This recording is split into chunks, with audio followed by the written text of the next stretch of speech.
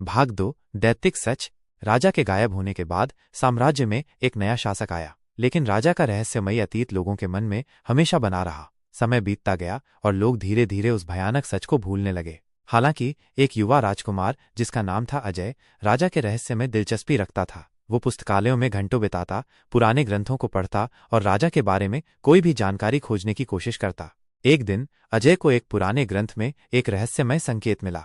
संकेत एक गुप्त स्थान की ओर इशारा करता था, जो राजा के महल के नीचे स्थित था। उत्सुकता से भरकर अजय ने उस स्थान की खोज शुरू की।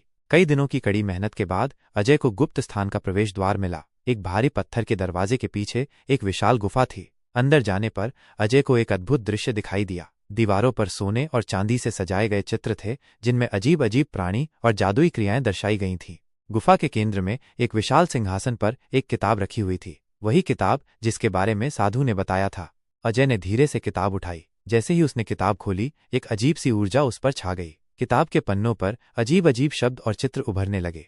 अचानक गुफा हिलने लगी, दीवारों पर के चित्र जीवंत हो गए और अजीब अजीब आवाजें सुनाई देने लगी। अजय डर गया, लेकिन उसने हिम्मत नहीं हारी। उसने किताब को कसकर पकड़ लिया और गुफा से बाहर निकलने की कोशिश की। बाहर निकलने के लिए अजय को कई बाधाओं का सामना करना पड़ा।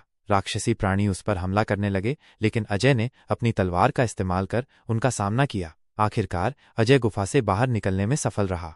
बाहर निकलने के बाद अजय ने किताब को सुरक्षित जगह पर छुपा दिया। उसने सोचा कि अगर कोई गलत हाथों में ये किताब पहुंच गई तो बहुत बड़ा खतरा पैदा हो सकता है। अजय ने राजा के रहस्य को दुनिया के सामने नहीं लाया। उसने सोचा कि यह बेहतर होगा कि ये रहस्य हमेशा के लिए दबा रहे। आखिरकार कुछ रहस्य ऐसे होते हैं जिन्हें बेहतर है कि दफन ही रहें।